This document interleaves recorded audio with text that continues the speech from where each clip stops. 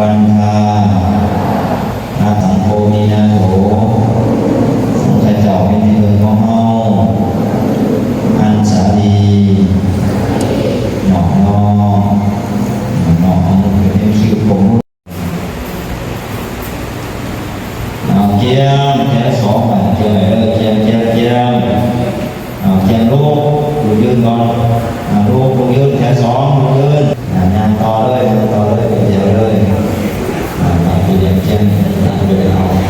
ต่อเดี๋ยวเลยตัดปีเดียงขันไปเนาะผมอยากทำอะไร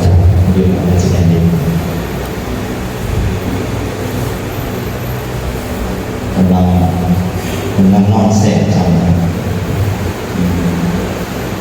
จะโอ้เด้อ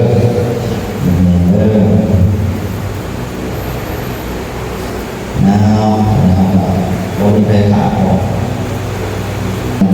จะขาดแก้วจะเก็บหนูไปนำให้สติเด้อบางอย่างเขามีสติเนี่ยเขาเตะหัวเจ็บขอเดี๋ยวเขา